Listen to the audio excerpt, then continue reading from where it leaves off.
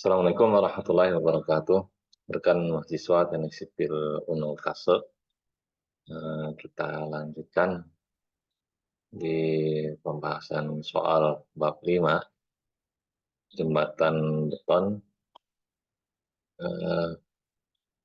Kita tadi sudah sampai di perhitungan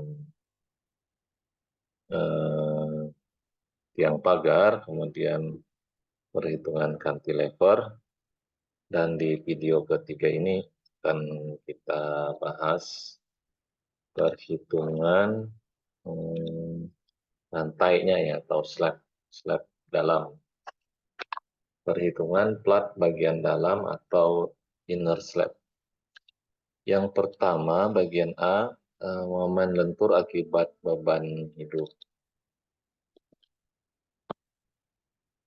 Dari tabel pada PPI tahun 70, kita dapat keterangan bahwa Fxm sama dengan 0,15 dan Fjm sama dengan 0,0933. Maka momen Xm sama dengan Fxm dikali T besar dikali Lx dikali Tx dikali Tj kecil, di mana nilai Tx tadi kita dapatkan di perhitungan sebelumnya, perhitungan di bawah ini, maaf. Penjelasan tentang beban roda atau P sebagai berikut. Nah, ini adalah gambar 5.6, di mana ada carta seperti ini ya. Maksudnya ini adalah yang dipijak oleh ban. Jadi ada luasan yang berimpit ini, luasan ban berimpit dengan lantai jembatan, di mana ada koefisien Px 0,84 dan Pj 0, harusnya ini 54 ya, mungkin salah ketik nih. Pj sama dengan 0,54 nih. Bidang kontak 84 kali 54 cm. Bidang kontak karet ban dengan permukaan perkerasan atau pavement di jembatan. Beban roda di keterangan sebelumnya disebutkan besarnya adalah 7.000 kg atau 7 ton. Maka penyebarannya dalam luasan ini sama dengan 7.000 kali koefisien kejut 1,299, ini sudah dihitung di video sebelumnya ya. Kemudian dibagi dengan luasan. Karena tekanan itu kan dengan gaya dibagi luasan yang diterpaknya. Jadi gayanya 7.000 kali koefisien 1,299 kali 1 bagi luasan 0,84 kali 0,54 meter persegi. Didapatkan hasil 20.046,3 kg kilogram per sentimeter persegi.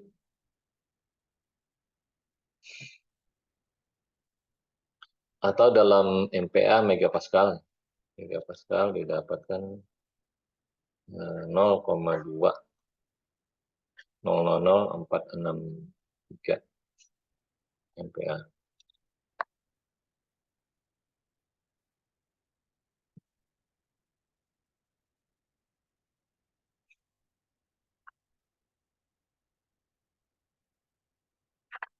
Terus Lx sama dengan 1,65 tetapan.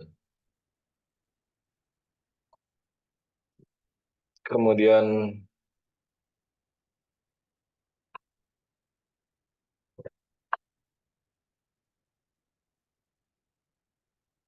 LY tidak terhingga.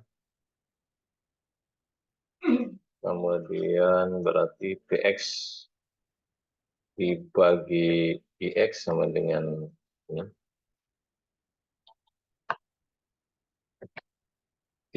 Y dibagi PX dibagi LX sama dengan ini, PY dibagi IY sama dengan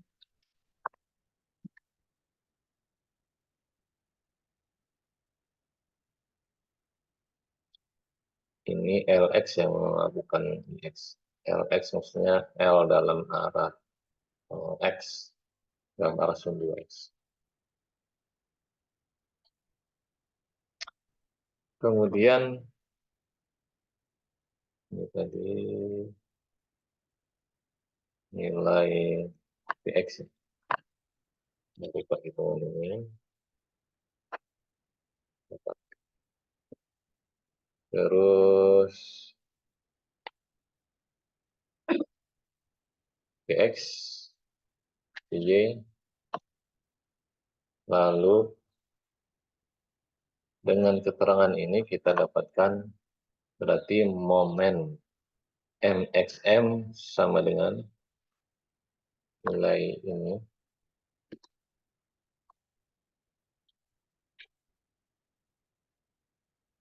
Sini. Nah, FXM dikali ini hasilnya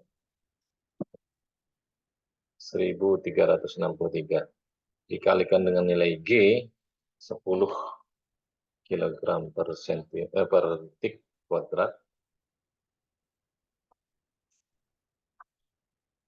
10 meter per detik kuadrat. Nah, hasilnya menjadi 13.639,5 Newton meter. Nah, nilai ini kemudian dibulatkan seperti tadi. Dibulatkan menjadi 13.640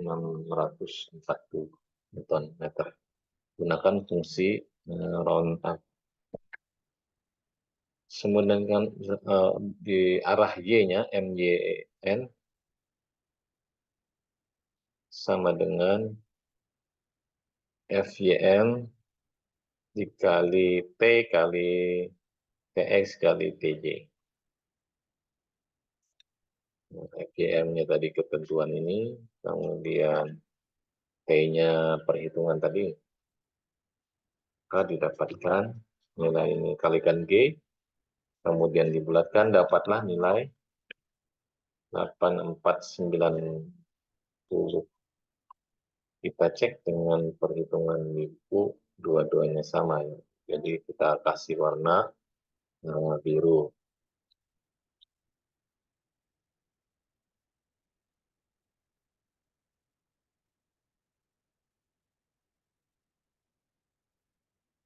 Kemudian ini momen lentur. Kemudian momen lentur akibat beban mati. Berat slab sama dengan tebal 0,2 meter atau 200 mili. Lalu perkerasan 7 cm atau 70 mili atau 0,07 meter. Berat air hujan atau tinggi genangan itu 0,05 atau 5 cm.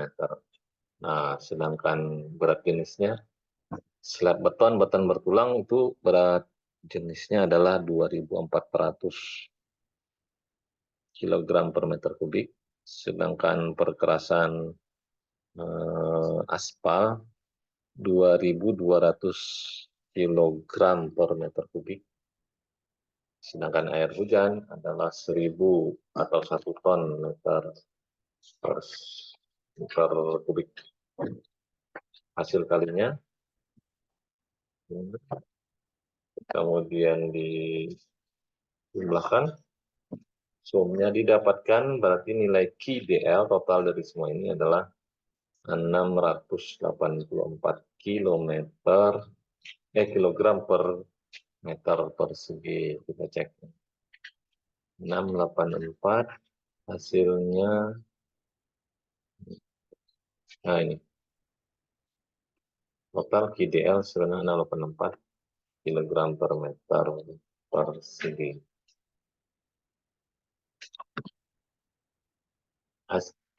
Satuannya kilogram meter persegi karena BJ adalah kilogram per meter kubik, yang tebalnya ini adalah meter dalam meter ya. Jadi per meternya masih pangkat 2. Dari pangkat 3 dikurangi 1 meter per 1. Selanjutnya, IX tadi bernilai 1,65, itu adalah dari angka ini ya, ini yang disebut LX ya, bukan IX. LX sama dengan 1650 mm atau 1,65 meter LX. Terus MXM sama dengan 1/10 kali QDL kali LX kuadrat sama dengan 1/10 kali QDL dari perhitungan tadi ini. Terus LX sama dengan jarak tadi ya. Pangkat 2. Masukkan ke rumus. Hasilnya NXM sama dengan 186,219 kg meter dikalikan dengan 10 nilai K, hasilnya 1870. Sedangkan MGM adalah 1/3-nya dari MX ini, berarti tinggal bagi 3 saja. Nah, kemudian di round up, ini juga di round up atau dibulatkan ke atas. Nah, kita bandingkan 630 sama 1870 juga sama. Hasil warna biru. Kemudian beban roda tadi ya. Beban roda T sama dengan 7.000 kg atau 7 ton, bidang kontak 84 dan 94, maka nilai T sama dengan ini,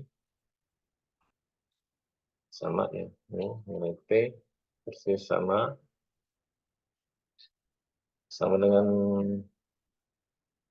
0,2002463 MPa.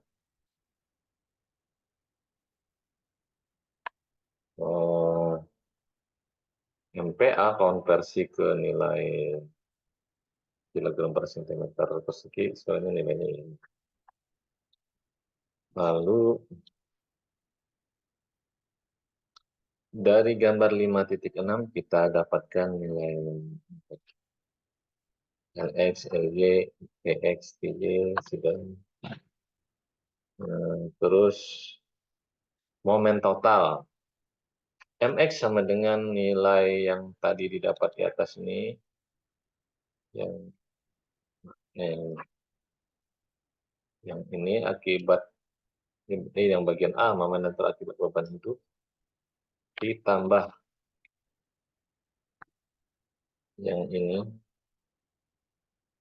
momen akibat beban mati, maka didapatkan totalnya sekian. Nah, MY juga sama ya, MY dari beban hidup tambah dari beban mati, yang 30, total sekian. Kita bandingkan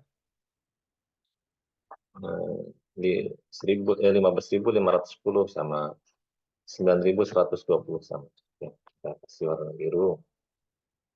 Kemudian perhitungan baja tulangan MUX sama dengan ini, HF sama dengan ini.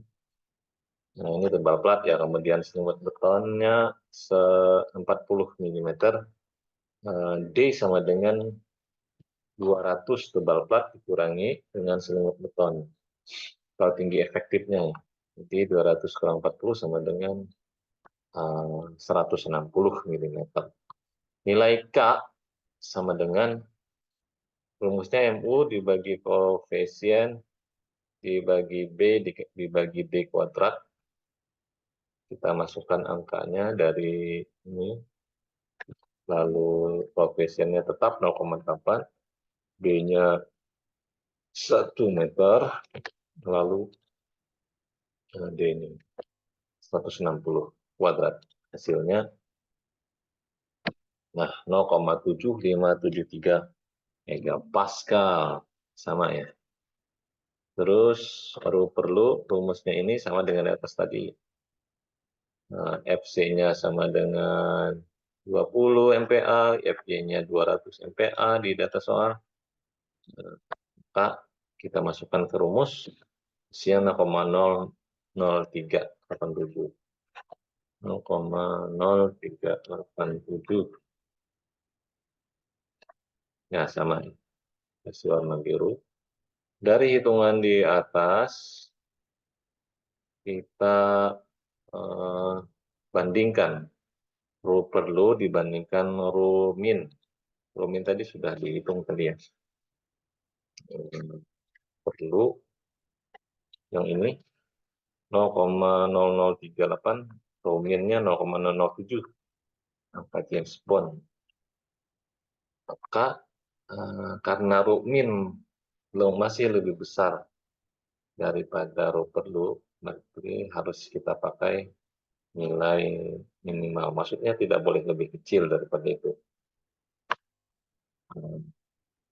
Dengan nilai rho ini kita dapatkan luas penampang baja tulangan. Rumusnya rho kali B kali D. Rho-nya ini B-nya 1 meter, tadi ya. D-nya 260. Lalu dipakai, yang ini pakai tulangan 16 ya, seperti disampaikan di video sebelumnya. Pakai tulangan untuk jembatan ini sekitar tulangan itu saja, sekitar 16. Nanti yang membedakan jarak tulangannya saja berapa, jumlahnya kan, jumlah akhir nanti berapa. Terus untuk tulangan ini luas permukaannya adalah pakai rumus lingkaran ya, PR kuadrat. Karena ini dalam bentuk diameter, bukan dalam bentuk radius atau R, maka harus dibagi 4. P bagi 4 kali D kuadrat. Hasilnya sekian. Kalau menggunakan manual, tapi kalau menggunakan tabel tulangan baja di buku beton, mungkin akan ada selisih tapi sedikit ya. Jadi bisa dianggap tidak berpengaruh. Selanjutnya, berapakah jarak antar tulangan? Nah, seperti yang disebut tadi, jarak antar tulangan adalah luas tulangan yang kita akan pasang, tulangan sebenarnya, dibagi dengan luas tulangan teoritis yang diperlukan, dikalikan dengan 1 meter atau 1000 mm. Didapatlah nilai 110,42 mm atau 11 cm. Nah, supaya memudahkan, pasang saja jarak antar tulangan itu 10 mm, 10 cm atau 100 mm. Ambillah nilai yang lebih kecil, maksudnya kalau lebih kecil lebih rapat, lebih banyak tulangan, tentu membuat konstruksi lebih kuat. Dalam hal ini dipakailah tulangan diameter 16, spasinya 10 cm atau 100 mm. Ini dalam arah panjang sumbu X, LX ya. Sekarang dalam arah panjang sumbu Y atau LY. MUJ sama dengan 9.120 dari perhitungan sebelumnya. Perhitungan P347. Nah, yang ini ya. Dengan total ini ada sebegini. Kemudian HF-nya, half length atau tebal dari slab beton 20 cm atau 200 mili. D-nya sama dengan ini perhatikan ya, agak beda nih dari yang sebelumnya, yaitu HF dikurangi pertama dengan kurangi selimut beton, tadi didapat ya selimut beton 4 cm atau 40 mili, tapi kurang lagi dengan diameter besi tulangan dalam arah X. Nah, berarti maksudnya dalam arah X dia ke sana, Y dalam arah yang bersimpangan 90 derajat, ini tumpang di atasnya. Sehingga dia berkurang lagi dari batas minimum, dikurangi lagi dengan diameter tulangan yang ditumpanginya, yaitu 16. Sehingga D untuk arah Y adalah 144 mm. Nah, didapatkan nilai-nilai ini ya, nilai D, kemudian nilai B, nilai MU-nya sudah didapat, maka bisa dicari nilai K. K rumusnya MU dibagi koefisien kali B kali D kuadrat.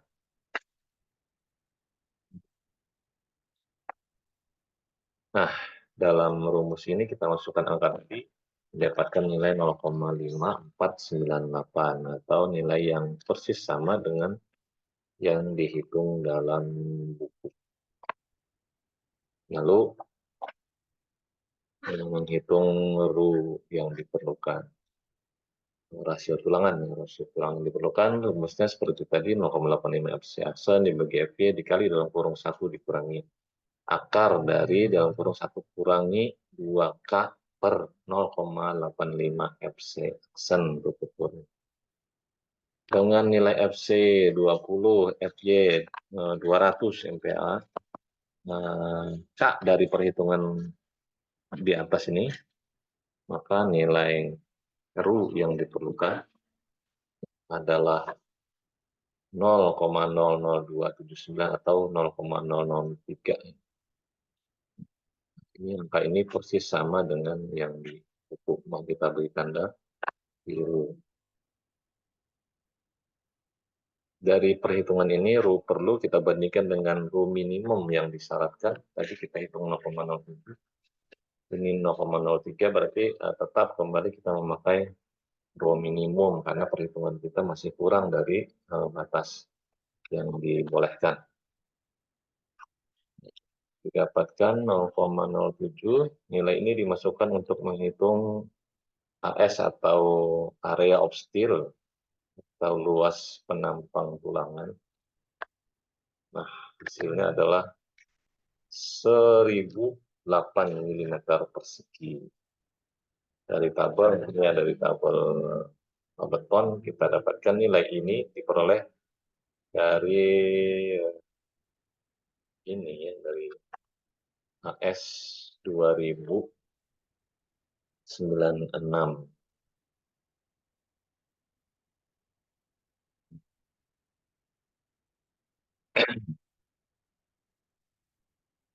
Kita pakai tulangan 16 ya, kita pakai tulangan 16, di mana S sama dengan 2006 ya. Kemudian berapa bijikah kita memakainya, atau berapakah jarak spasi antar tulangan. S perlu sama dengan luasan tulangan sebiji tulangan 16 nih, dibagi dengan luasan tulangan yang diperlukan kali dengan 1 meter atau 1000 mm. Hasilnya sama dengan 199,37. Kita cek hasilnya sama ya, 10008. sama persis. Nah, di sini juga dipakai yang lebih kecil, yaitu separohnya, hanya dipakai 10 saja. 10 spasi tulangan, sangat aman. Demikian untuk perhitungan plat bagian dalam atau inner slab video 3. Dengan demikian selesai untuk sesi ini. Semoga bermanfaat. Kita sambung lagi di video yang keempat nanti ya, membahas. Kita sudah membahas yang sandaran, kemudian cantilever, lalu slabnya. Yang terakhir adalah bagian penyangganya di baloknya ya, atau gelagarnya. Ini video berikutnya adalah tentang gelagar. Sekali lagi semoga bermanfaat. Terima kasih perhatiannya. Assalamualaikum warahmatullahi wabarakatuh.